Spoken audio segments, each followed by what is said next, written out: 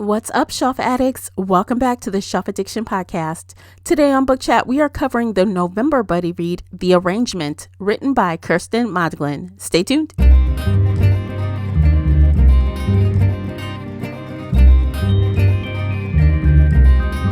Hey everyone, I'm your host, Tamara, and welcome back to the podcast. If you're new here, we feed your shelf addiction with fun book conversations, bookish topics, and more. It's like listening in on your favorite book club. Participate in this discussion by joining the Facebook group Shelf Addiction Official or on the Book Club's app. I hope to hear your thoughts on today's show. You can always find me and Classy on Twitter and Instagram. The links for everything I've mentioned are below in the show notes. If you enjoyed today's episode, please support this podcast by sharing it with some book nerd friends or on your favorite social media space. And don't forget to hit that like button and subscribe before you leave. That will really help me out, and I appreciate you for doing so. The uncut video version of this podcast is available now on Patreon. Join us there for exclusive videos, including after shows, special episodes, and more. So if you're interested in that at all, you'll need to come on over to Patreon and sign up. As always with Book Chats, we talk spoilers here, so you've been warned. Without further ado, let's begin. Joining me is the Buddy Read feature co-host, Classy Green from the Bookish Virtual Assistant. Welcome back, Classy. Hi, Tamara. Thanks for welcoming me and bringing me back. Of course, always. Yeah, I know. It's always, I have to say thank you for the invitation. Oh, of course. I appreciate that. So you guys, before we get started with the discussion, if you're interested in today's after show, head on over to Patreon to watch it. We're talking about all kind of fun stuff, so you don't want to miss it. It's available right now. Today, we are discussing the book, The Arrangement, written by Kirsten Modglin. The audiobook is narrated by George Newbern and Sarah Malo Christensen. The book was self-published by the author January 28th, 2021, and the audiobook was published June 29th, 2021 by Dreamscape Media. It comes in at 220 pages, I believe, in the ebook, and the unabridged audio is 5 hours and 42 minutes. Classy, would you please share the synopsis? Absolutely. The Arrangement. Ainsley Greenberg is a fixer. It's what she prides herself on. So when she realizes her marriage is at its breaking point, she makes a decision to repair it, no matter the cost. Approaching her husband to propose the arrangement is supposed to be the hard part, but Peter agrees to the salacious plan almost immediately. The rules are simple. They will each date someone new once a week. They will never discuss what happens on the dates. Soon, though, the rules are broken, turning terrible mistakes into unspeakable consequences. When the only person they can count on to keep their darkest secret is each other, new questions and deceits surface. Can they truly trust the person they share a life with? Or will the vicious lies that have mounted over the years destroy everything they've built? Once Peter and Ainsley vowed to stand together forever, but as they push boundaries of deception, suspicion, and temptation, each begins to wonder if till death do us part may come sooner than they intended. Right. So, let me just say, okay, first, I took notes because I thought there was so much ridiculousness going on. I had to write down every time something crazy happened. I'm like, what? Now what? So I wanted to remember all the crazy shenanigans. Good. So I wrote them down. I'm glad you did, because I was like this.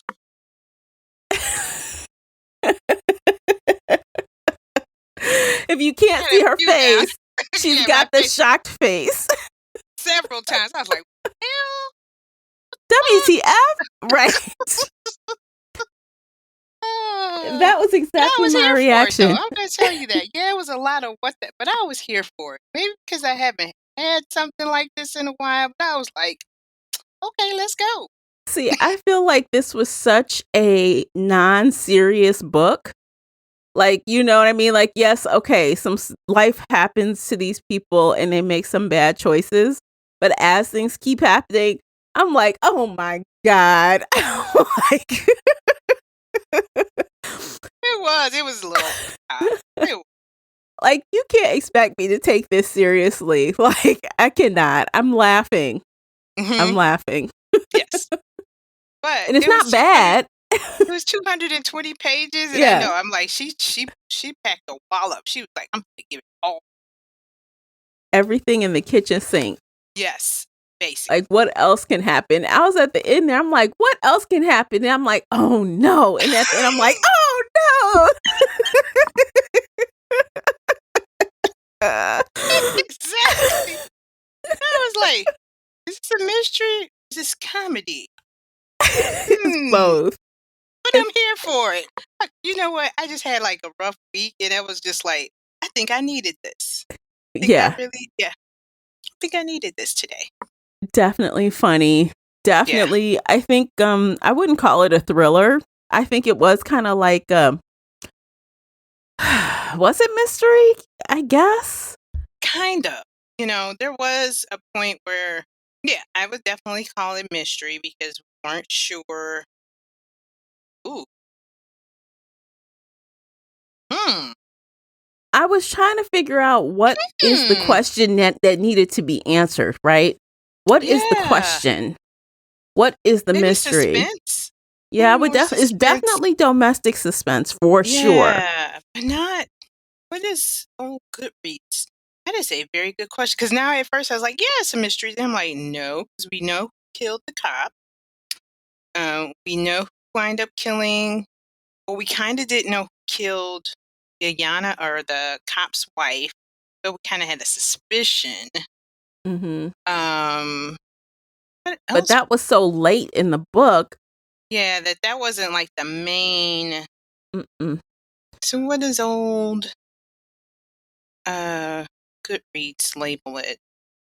It looks like a lot of people are labeling it thriller. So at first, the only question I was able to come up with was pertaining to Stefan. And I said the question was, who is he? And why did he want to talk to her so badly? That's what I wrote down when that scene came and he came to talk to her. So we found out he's a cop. That's how that was the lie. And that's another thing. The author made this character lie to our faces. Often.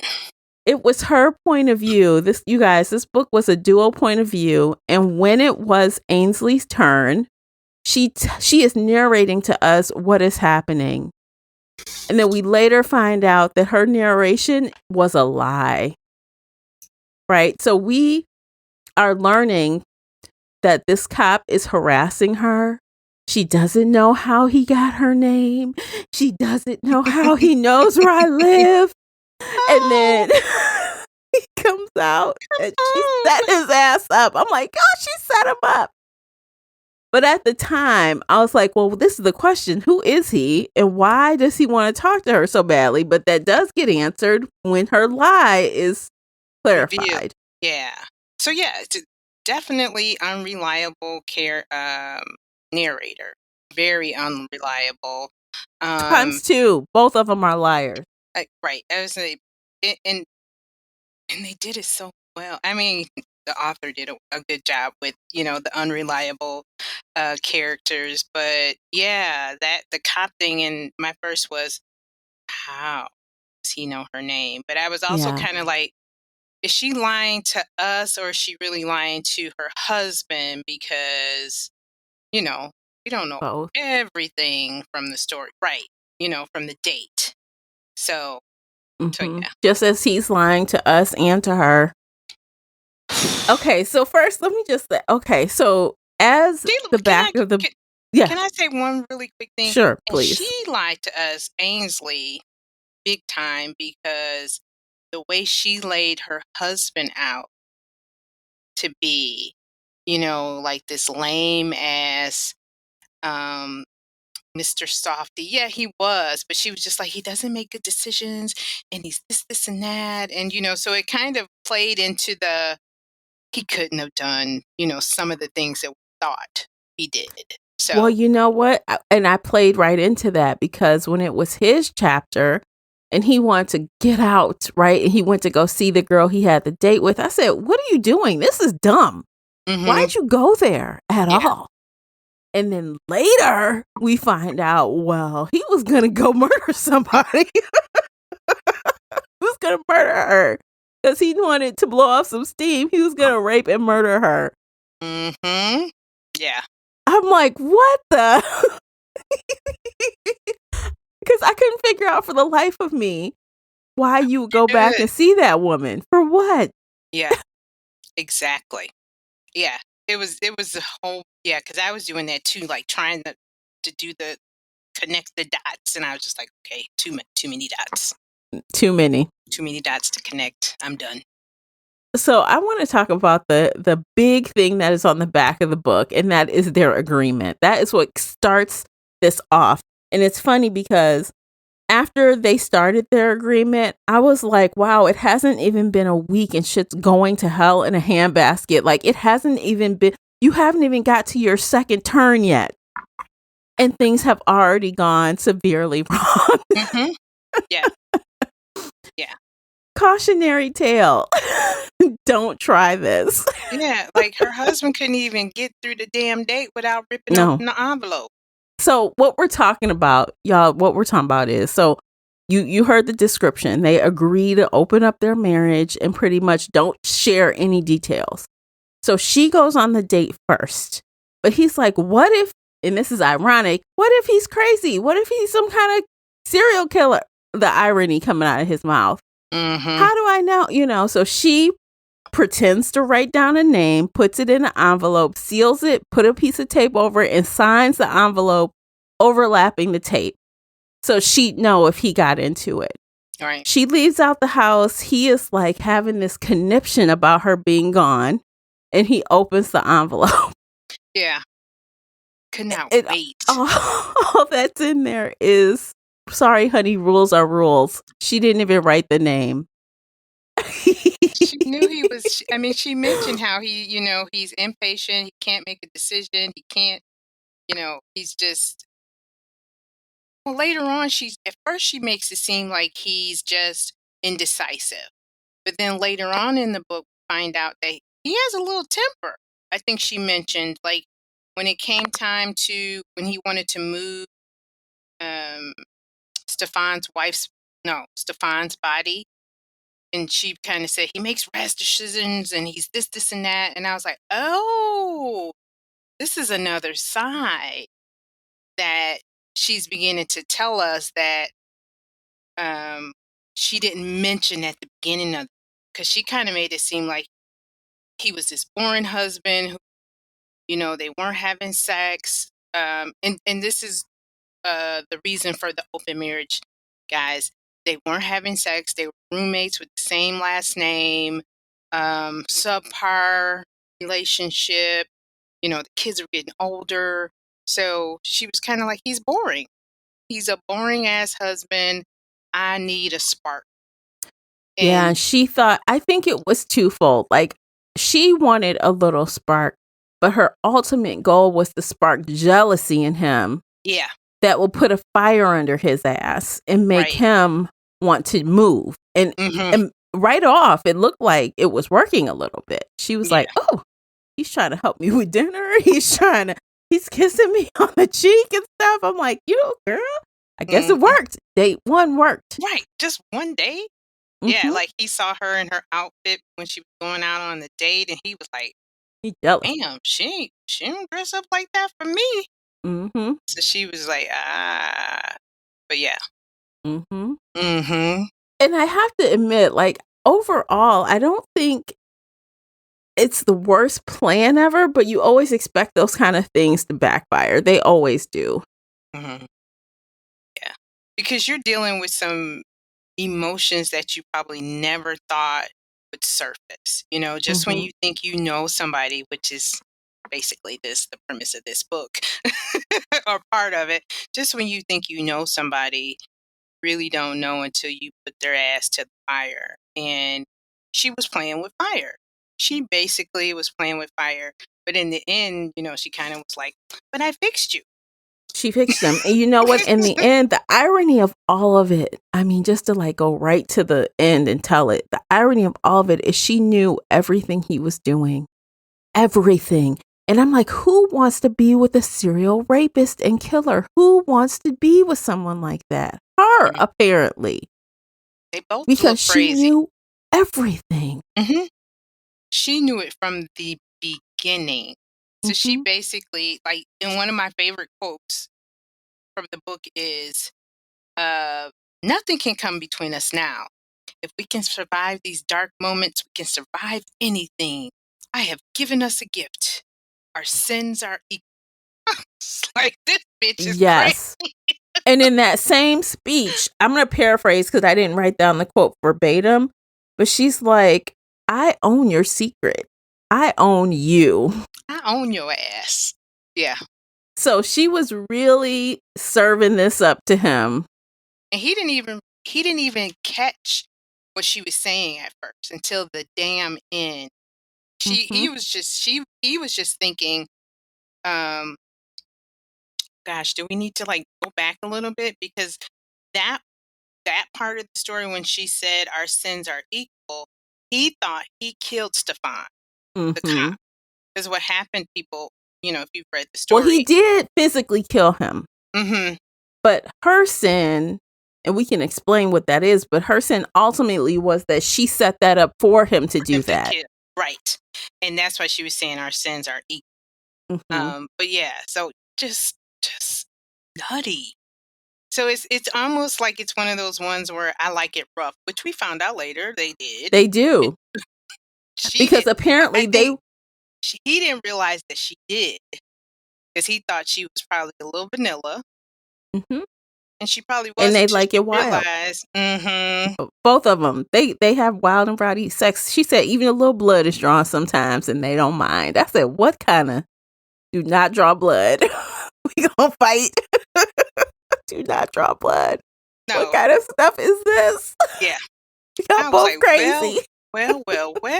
They deserve each other. In the end, right.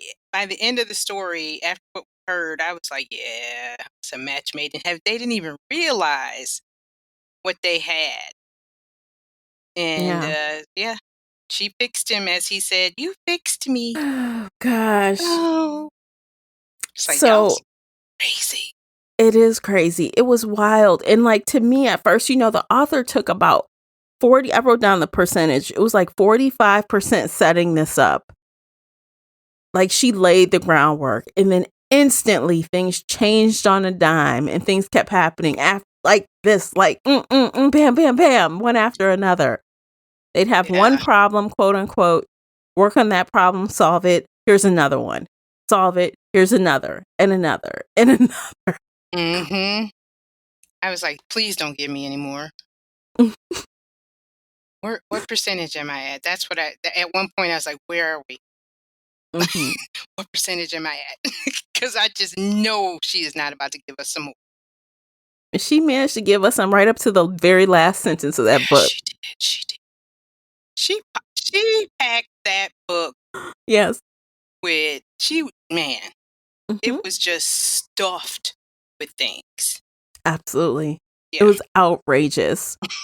And I feel like I haven't read a book this outrageous since My Lovely Wife. And that was toned down versus this. Yeah. And I did see some people in some reviews, kind of comparing this to My Lovely Wife.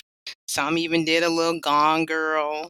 What else did I see? Someone said I see Gone Girl because that was a long plan. That was a that was long game. That was the long game. Yeah. And I feel like this was the long game. She was in it.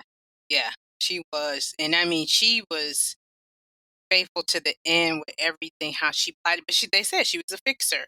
And she worked on things. She was type A. She was the planner. She did it. But somebody also said the arrangement by Robin Harding, and we read that. But I think the main characters in Robin Harding's arrangement is a little different than this. It wasn't a husband and wife. It was a sugar daddy and a young girl. So it was a little different. But I agree with you with the lovely wife and the Gone Girl with the long game. Like, she was way ahead of him just when he thought, I'll She get ran her. circles around him. Like, Yeah. he really thought he had one more secret that she didn't know. He was wrong. Yeah. Like, this woman knows you. I mean, it was like she anticipated everything that he possibly was going to do. Yeah, she did anticipate it.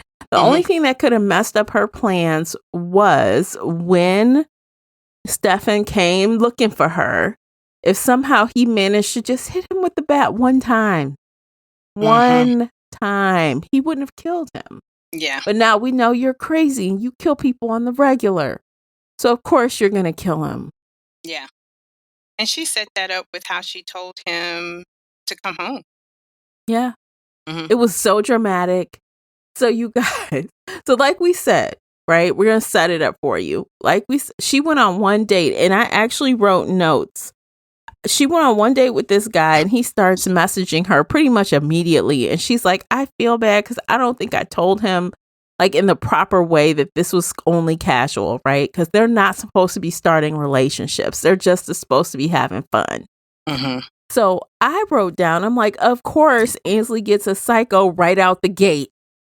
That's what I wrote down. I'm like, she gets a psycho right out the gate. But lo and behold, she searched him out. She said, I'm going to find a specific type of person that I can manipulate to manipulate my husband. Yeah. So she told him. So we think they had this fine date. They had a little nice goodbye. And that's it, right? Yeah. We think, we see that they didn't have sex or anything. And the husband, of course, is jealous because he thinks they did. Yeah. But then it comes out that no, that's not what happened at all. She goes and she spills her guts to this guy. Says her real name. Says she's in an abusive relationship. Like she's laying it on thick. Yep, to a cop. And the cop is Captain Save-A-Ho. So he wants to come and save her. Yeah. So she's like, this guy, he's outside. Help me. Come home quick. I'm scared. She's crying. He's beating on the door. I don't know how he knows my name. Just come home. How does she know where I live? And of course, the husband, Peter, is a freaking liar too. He's supposedly working, but he is out on a date. And this, side note, he broke the rules immediately. Oh, God. So the rules were, we're going to use fake names and we're not dating anybody we know. He goes right into the office and matches on an app with this chick, his subordinate in the office. Yeah. So he broke the rules right off. So anyway, she's doing all this yipping and hollering and he's at dinner with her. He jumps up and runs out to go save his wife. Yeah. She's like, I thought you were at work. She probably knew he was out with her too. The way this story is going, she knew she probably had a damn GPS on him, but I'm just saying, we didn't find that out. Yeah. But she was like, I hated to disturb you at work, but... She suspected, though, because she asked him again, well, where were you at? Yeah. So I think she suspected he was doing something he shouldn't have been doing. Yeah, because, I mean, even his reaction to the phone call was kind of, like, uh-oh. Like, I'm supposed to be at work, but I'm not. But yeah, it was a very interesting plot here. And Kirsten, I mean, it was only 220 pages, guys. And can you imagine all these plot twists that we're in? And we haven't even revealed all of them. No, because we haven't talked about her friend. We haven't talked about we haven't talked about the husband and wife, the cop and his wife. We haven't talked about that part. There is so much. I don't know how she crammed all this stuff in to this book. It seems almost impossible. Yeah, it was like she picked every freaking trope you could find and was like, I'm gonna use this trope. I'm gonna use that. Voila. Yes. Yeah. Oh my gosh. Okay, so let's take a quick break. I want to take a quick break right now. Check out these commercials. Please check out the book review journal available right now on Amazon. And when we come back, we will dive into more of these characters, more of the lies, more of the drama. Stay with us. Today's episode is brought to you by the Shelf Addiction merch store. Check out all the bookish t-shirts, notebooks, mugs, and more. Don't miss out on these original designs, perfect for any book nerd. Support the podcast and visit shelfaddiction.com/merch and pick up your next favorite bookish item. Okay, welcome back, guys. What should we cover first? Because I want to give you a chance to go for some of the drama that you think we should cover next. Because I feel like I was so excited. I had to just get all mine out right away. I have more, but I know you have some. I want to talk, let's go with, gosh, I'm trying to even go in the order. We can go with I know. It's so convoluted. It's like you're going to have to back explain it no matter what. Yeah. So Glennon, Ainsley's best friend, has a secret with Pete, yes, whatever his name is, and he's been cheating, and she's giving him a deadline to reveal that he's been cheating, or she's gonna tell her best friend because she can't live with it much longer. And comes to find out, I'm thinking he's cheating with best friend, but no, folks, he's cheating with her best friend's husband. Yes. Seth. So you want to hear something funny about that? Cow. So something funny about that is I actually wrote that down and then I scratched it out. So I wrote down literally, okay, so before we figured out it was the husband, I said, Peter is cheating this whole time with her best friend. And I scratched it out. I said, no, Peter has a secret with the best friend. So immediately I'm like, that's too obvious.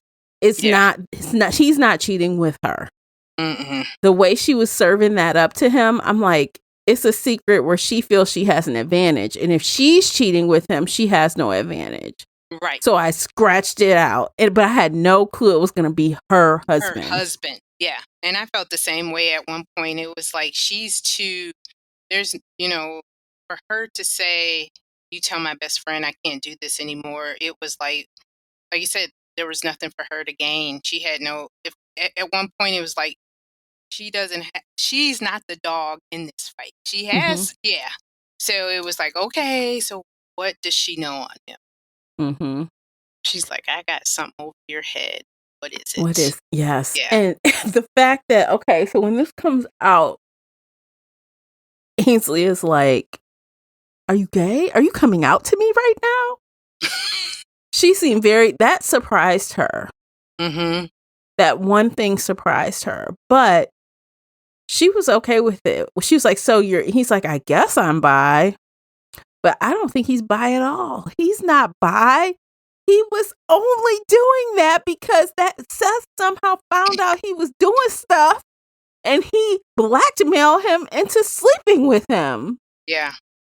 So I don't think he's bi at all. I just think he was effing him because he blackmailed him too. He wanted to keep him quiet. And I'm like, why you just didn't kill him? But I think that might have been too easy because the wife You don't kill that close to home. Yeah. And the wife knew. Yeah. The wife knew that, it was just too many. Yeah, those two. So he'd have to kill 2 more people. Mm-hmm. Yeah. So in that part though, in that moment, I was like, you don't care? I mean, like, she cared, but she let it go too easy. Yeah, I thought that she was a little too calm with that because especially after she told her best friend that if he cheats, then she's leaving him. She's like, there's no amount of therapy that can make a cheater not a cheater. And then when that did happen, I was like, okay, so maybe she was saying, okay, so cheating at this level was different than the cheating if you're cheating with a woman. You know what I mean? Like, I disagree with that. Yeah, to me, cheating is cheating. Yeah. I don't care if you're gay or bi. Right. And you just didn't tell me. Break up with me first. Mm-hmm. Yeah. But yeah, I thought that was like too simple. That was one of those things like, no, It was too I don't simple. care It was what too day and easy. age we are in, 20, whatever. You just cheat on me and you didn't tell me all these years. And that's not an excuse for cheating. That's not a passable excuse for cheating anymore, because to me, it doesn't matter if if you're in a relationship with said person, you're in the relationship. If you're bi, you like both. If you're in a relationship with a woman, unless you have a special agreement, you're in the relationship. Mm-hmm. Right. Which Glennon and Seth did have. Yeah. So she knew he was gay, but she Mhm. loved him. But the arrangement was that he couldn't get his trust fund. He had to marry a woman. So Yeah. those two, you know what I mean? Like those two knew what was going on. Yeah, and he So, helped her. So he paid her money with her business. He gave her insurance. They had also an agreement. agreement. Mm-hmm. Yep. Yeah. Yeah.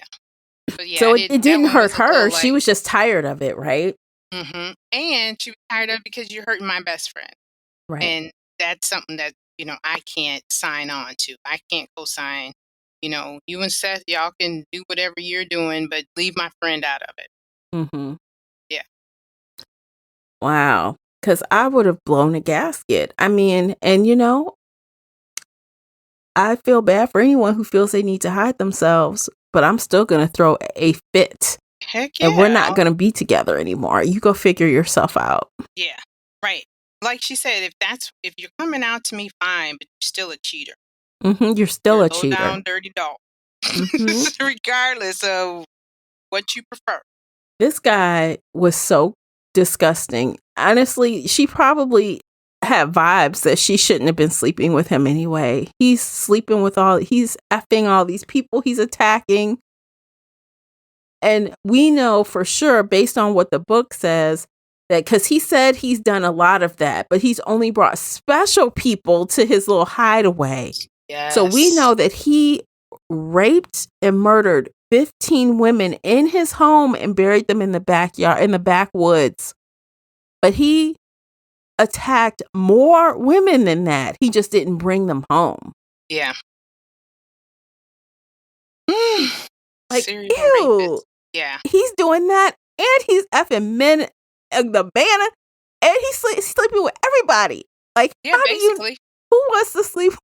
You probably have some disease. Free game for everybody. You don't even know what's going on, and I'm sure you're not protecting yourself as you are raping all over the state. And then you gonna come home to me and try to get some? Get out of here. Get out of here. No, because he's raping and killing, he's probably not trying to protect, because he's No. probably, disposing of evidence or doing something to the Exactly. point where, he's hoping, he doesn't get caught. I mean, those are all just speculations. It is a book. But I know, but 9 still. times out of 10, he's probably not. No, he's not. Because he's been, he said he didn't have the same MO every time. He didn't kill every single person he raped. No. And at one point, they weren't having sex anyway. Right.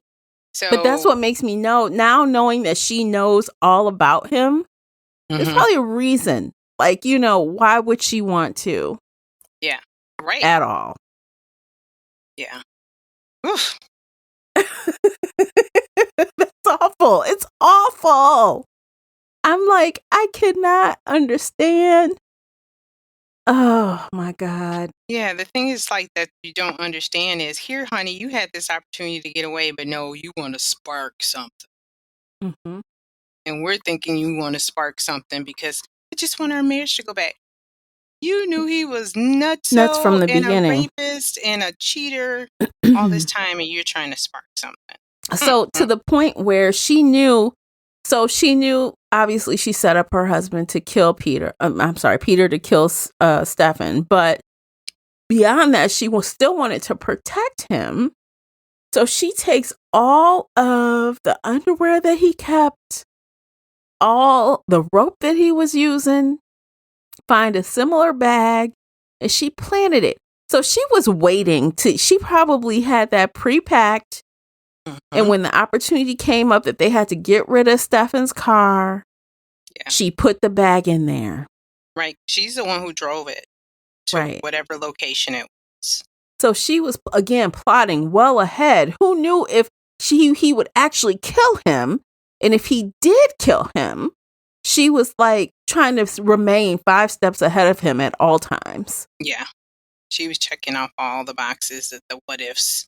Yeah. She was doing the forget what they call it in surveys, when if you like, if this, Then that, go yes. here, skip logic. She was doing all the little skip logics possible. It's like, okay, so if he does this, we'll go this way. If he does that, go that way.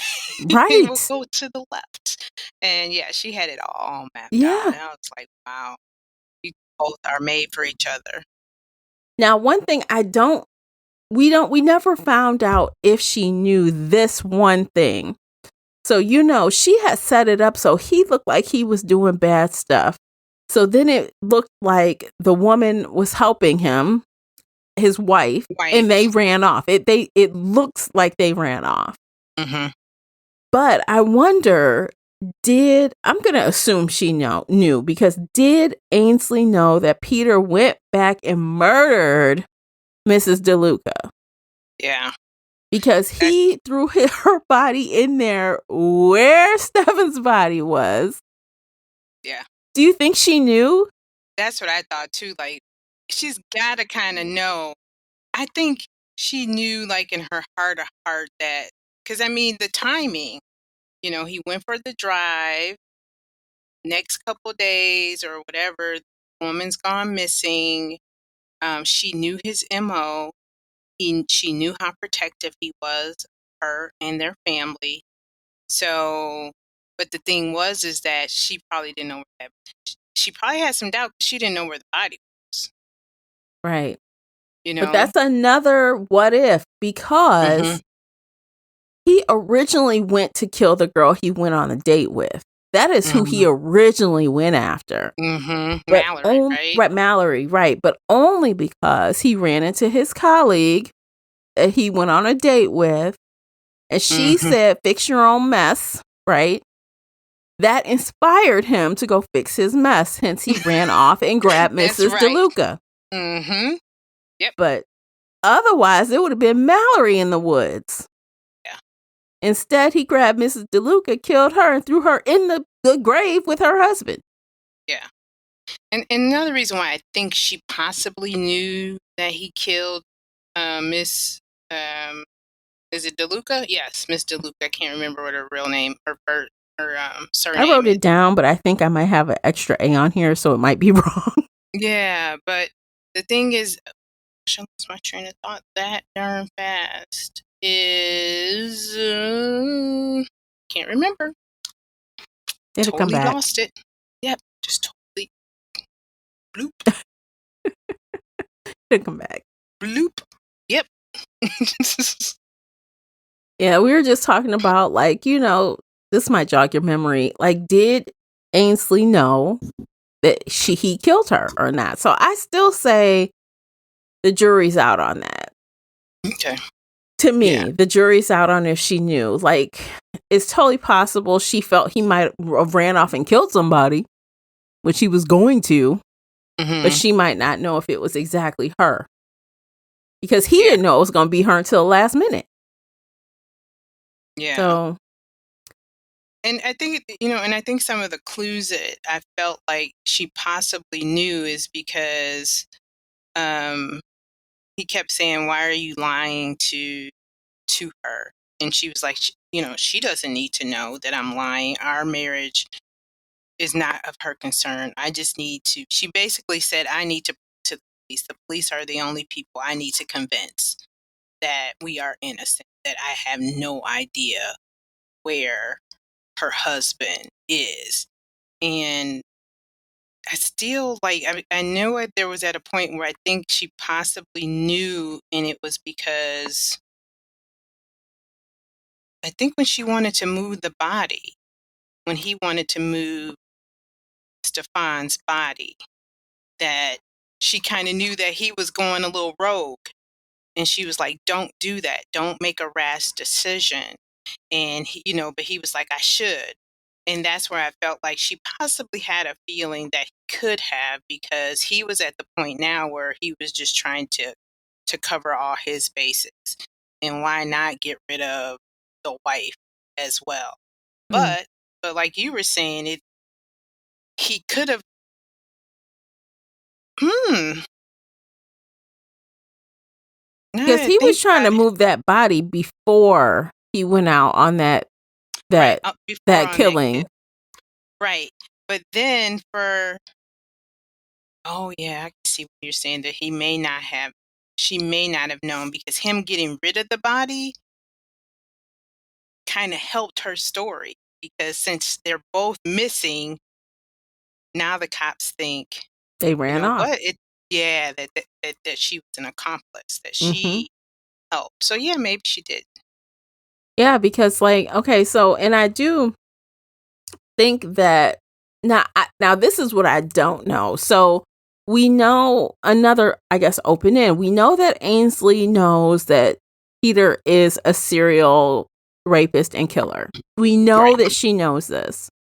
But we don't know if she knows he's thrown bodies in the backwoods. We don't know if she knows where those bodies are. Right. Because remember when he was trying to move Stefan's body, she kept saying, no, don't move it. And I agreed with that, because it's like, why would you move a body that no one's asking about? Like, Right. leave it be. You're going to dig up a body and move it. That's more likely you'll get caught versus leaving the body. And he wanted to move the body because he knew that he had put 15 bodies in another location and nobody found it. But Mm-hmm. she didn't know that logic. She just said, why are you trying to move this body? Right. So that's why I think she probably didn't know where the bodies were buried. Because if she knew where the bodies were buried, she might have let him move the body. Right. So she basically only knew he was a rapist. She didn't know he was a rapist, except for murdering Stefan. Well, the police said, hey, we think that he's been doing this for a long time. They've been following Peter. They've been tracking his rapes and kills, I think. They've been, because now it's all put on the Oh, police that's officer. right. It's all been Because put when you on said Peter. that, I'm like, Peter's, and I'm like, no, Stefan's, but it's really It's Peter right. Mm-hmm. under the auspices of Stefan because Exactly. of the wife. So yeah. Because of So, how but she yeah, set him up. right. But they just think he's a rapist, right? They didn't say murder, did they? I Because they said almost something want to about go the back. ligatures or something. I think they were saying they found the rope marks matched the Yes. body. And I don't know if it was living, survivors. I know Okay. it's almost like you want to go back and see, I but do want to yeah. go back now because I know that he said he did not kill everyone. He Mm-hmm. said this, Right. but that he did not say that he only killed 15 people. He said, I only brought back 15 women. Right. So to me, that means he has killed and raped people, both away from the home. But Mm-hmm. he only brought 15 back The to the special home. one. Right. The ones he wanted to have a little extra fun. Right. So So yeah. if the police have found a combination of rape victims, alive and dead, Mm-hmm. and they all had the same rope burns, they all had the same, you know what I mean? They would throw them in the same box with the same person, the Right. same And same. attacker. Yeah. Oof. Crazy. So yes. So we're not sure. So the verdict Yeah. is, the jury's out on that one, that she may or may not have known that where the bodies were buried, but I agree with you that if she did know that he had a special place that even the police hadn't found, that hey, why not move Stefan's body there? Then Right. that's even more likely that will not get caught. Right. But instead, he goes and he puts Mrs. DeLuca's body with her husband. They wait. And so, like, between chapter 33 and 34, 32 and 33, 6 months pass. So they have this little have it out, I know what you did. You know what I did. We're going to fix it. And then they jump 6 months. And then they're having a good old time outside in the backyard, doing a project, drinking lemonade, making out in the grass. And then we find out he's laid concrete. Mm-hmm. So those two bodies are under there. Yeah. So he's laid concrete under. He's made it like a patio off the deck. And now he's going to build stairs over it. Mm-hmm. Because he's an architect. Yeah. Mm-hmm. Yeah. And he had already made that little room. He said when he had designed the house, he made that little special area. So he's been doing this before they got married. Oh, yeah. So, I mean, and obviously they're not scared of no ghosts because they just bury bodies. They don't care. They like, whatever. Let's have, a makeout right here next to these dead bodies. It's dreadful, right? It I'm is. like, it is. oh my gosh. But you know what? It makes for a good story. It does. It does. It definitely does. But it's wild.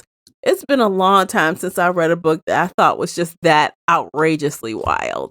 Yeah. Yeah, to the point where you're giving me plot twists up into the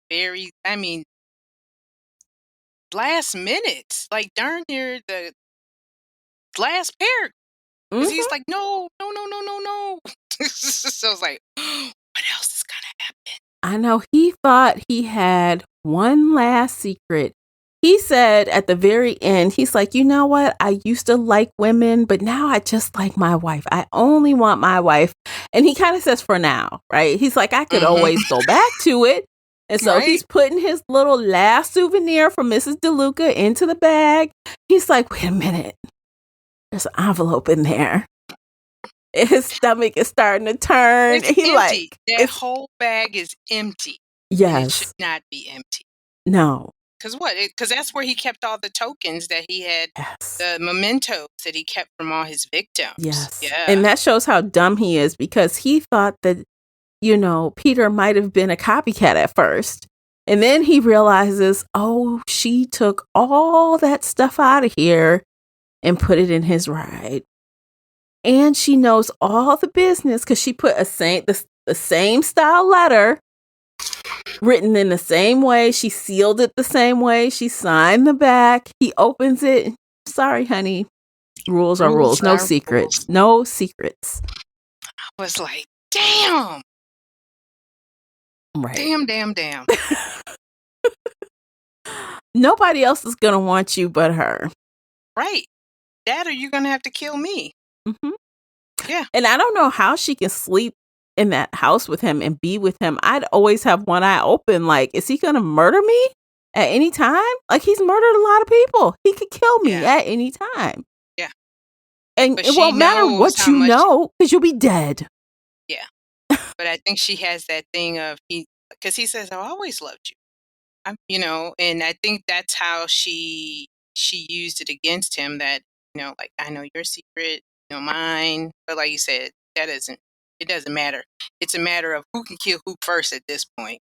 Yeah, because honestly, like, let's say in another 6 months, he's getting the itch again, right? Mm-hmm, he knows you know. He knows you already know. And that is what leads me to this next point. Now, we have never, ever, in the whole time of the Buddy Reed thriller thing, done a series. We've never done it. I didn't realize this was a book one in a series at all. No, it's 3 books in this series. So book 2 is called The Amendment, and book 3 is called The Atonement. So these open questions we have, I bet they're addressed. Yeah. And I'm looking now to see like how many pages. And there's and I think this is probably the shortest book we've read. Yes. Because this was, 220 pages, 5 hours long if we read it at regular speed. I listened at 2.0. I got that sucker done in 3 hours. And yeah. So yeah, and it looks like each book is less than 220. 250. Yeah, 250. The last one is 232. Book 2 is 214. Okay, so we And have a decision to make, I feel like. And this is what I want to talk to you about. We have a okay, decision to make because I want honestly, answers. huh? You I'm want sorry, I didn't answers? even I want answers. I'm sorry. I just want Oh, answers. okay. This is too outrageous. Like, I need answers. Yeah. I Because need these answers. questions specifically, and I'm going to try to write down these questions for next time, or at the very least, I'm going to re listen to this podcast episode to refresh me because I'm going to want to know if those answers get get those questions get answers. Answer. Lord have Okay. mercy. Yeah. Usually this we'd be like plot hole, plot hole, plot hole, but we can't do that because this is a trilogy. Yes. So there is more to be discovered. I'm here for it. I'm here for it. Even if if you don't want to do like a buddy read like fully for the month, because I know this is something that we don't do regular. If you wanted to do like a add on or whatever, or like once we go into book club and see, because I know you want to bring that probably up to book club. Like, do you guys want to finish? Do you want to do the rest of the series? We usually don't do this, We but if they don't. don't, I want answers. I want answers. So you guys, you must follow and subscribe because we don't know what's going on. So you need to come over and we'll know as late as you do. Mm-hmm. So you need to come on over to the book clubs app and join us. That's where most of the activity is right now. The book clubs app, and join the Discord and come on and give your 2 cents. Because if the book club wants to continue, then we'll probably keep posting here on the Buddy Reads until we're done. Yeah. Yeah. If the book club doesn't want to continue, then I'm going to put it on Patreon only. So you want to know what's going to happen. Yeah. Because I'm just as surprised as you'll be. Exactly. Because this book was published in 2021. Book 2 was published this year in February. Book 3 was published in July of this year. Mm-hmm. Yes, and it is definitely only 3 books because the first line under book 3 is the highly anticipated, nerve-shredding conclusion. Yeah. Yeah. Nerve-shredding. Yeah. And I mean, and when we say some of the stuff is like unbelievable, over the top, some of it is, but I'm just like, it was so entertaining. It was. And it was fast. I don't think I've ever finished one of our books that quickly. No, not at all. And it was just over the top that I was just like, I'm just like, Mm-hmm. it was a train wreck. Yes. Mm-hmm. I was like, and I'm here for it. I could not turn away. And I've had seen some people's like, I DNF'd it. This was just over the top, blah, blah, blah. And I was like, uh-huh. Uh-huh. And that's what it is. It's on purpose that way. Exactly. That's exactly how I felt like. Yeah. She did this shit on purpose. Yes. And we gotta realize too that sometimes life is stranger than fiction. Y'all want to act like some of this shit doesn't happen? It definitely does. Better start listen to some true crime. Mm-hmm. People do wild things out here. Yeah. And when I was reading those reviews, like, this is just unbelievable. It's over the top. I was like, y'all have not listened to any true crime podcasts. You guys have not listened to the news, have you? There's Some people of this, who say, like, even that relationship stuff, like, for real. I have heard people say they do wilder stuff than that. That's why it's like, I'm here for it. Mm-hmm. Yes, it was over the top, and I was here for it. I could not turn away. I was like, what y'all do next? Exactly. Y'all some crazy mofos. What y'all about to do next? Because I'm sitting here like, oh my God, what the, oh my God. when you sent me that meme or that gif I was like, uh-oh, because I hadn't got there. I know there was no spoilers, but I knew it was gonna get crazy because, like you were saying, the first date and it went to shit. Mm-hmm. It was a shit show the first freaking date. Yeah. And I was like, I know it's gonna be explosive. So I was like, okay, once I get to this point, and then it was like the first one. It was like, whoa. Yeah. Whoa, I couldn't even send you all the whoas I was doing. I was just like, I'll talk to the rest of it. That's why I'm like, look, I can't even say anything. I'm just going to leave this GIF right here. That's all I'm going to do because there is not enough words. No. No. Just save it for and the it would have pod. been too many. Yeah, it was just like this one just says it. Damn. Yes. Yeah. It was enjoyable. I'm gonna just tell It was y'all. I had a fun. good It was damn just fun. time. Yeah. This book, and I needed that this week. Yeah. So thank you very much, Miss Kirsten Moglen. Yes. I applaud you. Okay. You have entertained me. Now with that, let's rate it real fast. All right, ma'am. You go first. 4. 4? Okay, I'm a 4 too. Yeah. It was entertaining. It wasn't perfect. We had some issues, but it was entertaining. I had a good time. Yeah, it had some issues, but overall, it's just fun. Like some stuff is just dramatic for the sake of being dramatic, you know? Yeah. And guess what? I couldn't guess all the things. I was still like, what? What? Yes. And that's what I was ticking off too. Like, didn't see. Not. Yeah. Seth really threw me. Seth was my first. I was like, are you kidding? And then that dinner, let me just say, they went to their house for a dinner. And Seth's like, hey, want a beer? Let's go to the man cave. And now after the fact, thinking about that, I'm like, oh, y'all went to fuck? That's y'all doing in the man cave? While your wives are tipping wine in the kitchen? Oh, right. And Glennon was probably like, I know. Oh, yeah. Yeah, I know. It's a mess.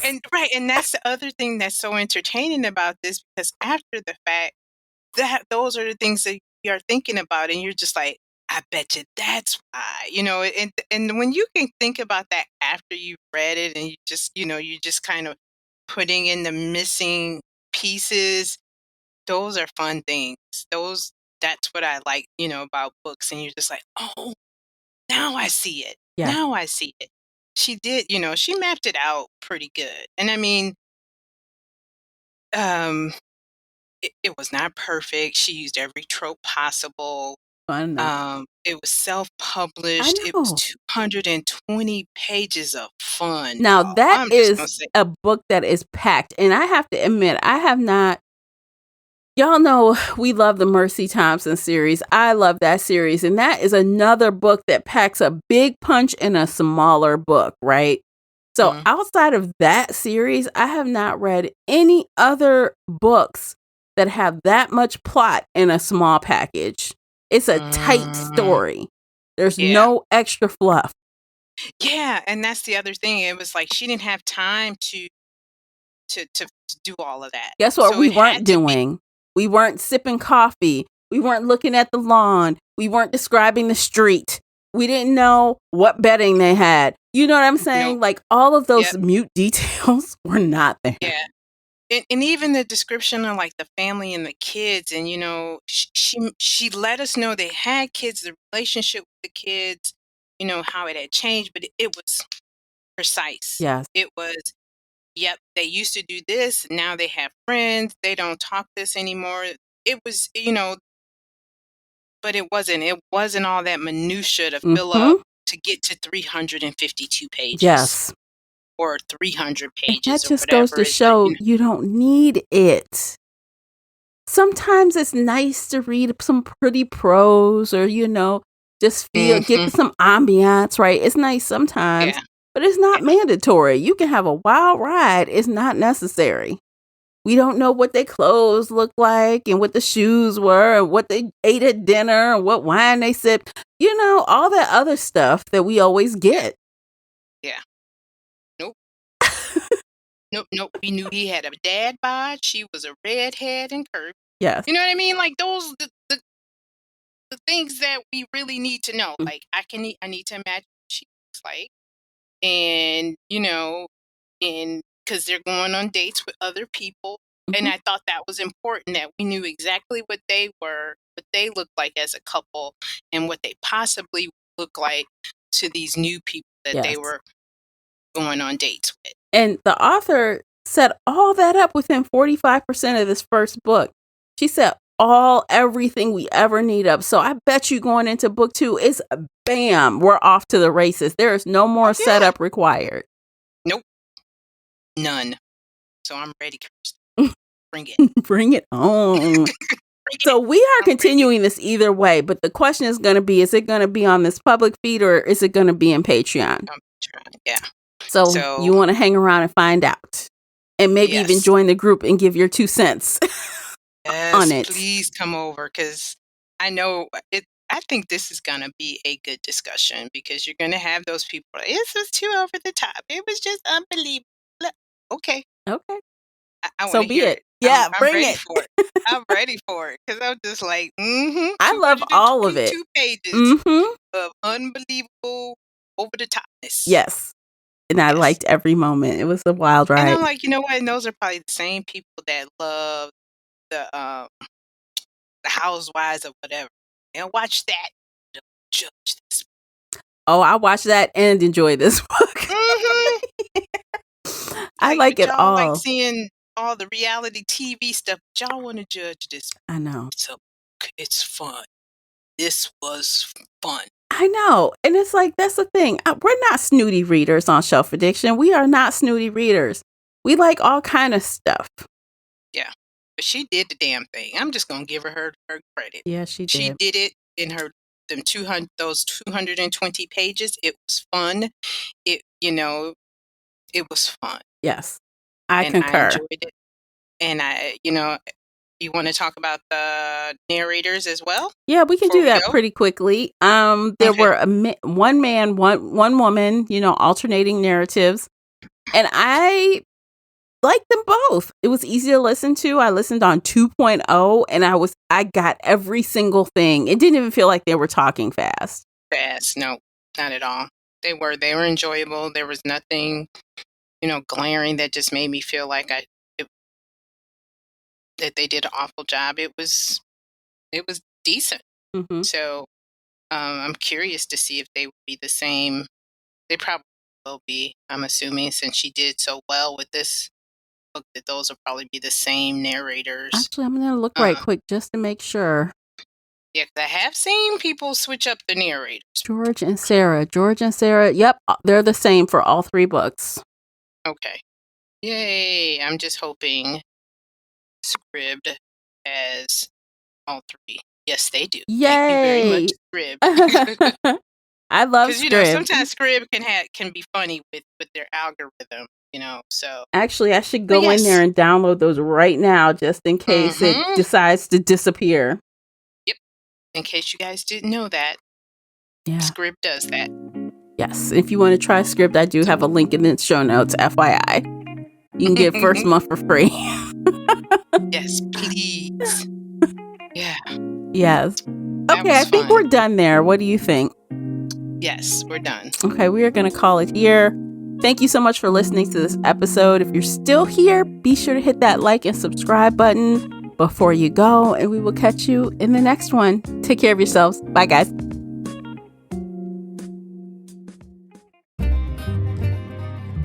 If you enjoyed today's episode and would like to show your support, there are a few things you can do. Head on over to Apple Podcasts and leave a positive 5-star review, or like this episode on your favorite podcast player. It seems so simple, but it really helps me out.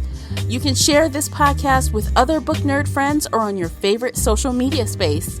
You can also join the Shelf Addiction Patreon family. For as little as $2 a month, you will help us produce even more awesome content for your ears. You can also consider joining the Shelf Addiction official Facebook group, where we talk all things bookish and more in a safe space. The Shelf Addiction podcast is a part of the Nerdy Maven Network. You can also reach us via email at info@shelfaddiction.com. Thank you for listening.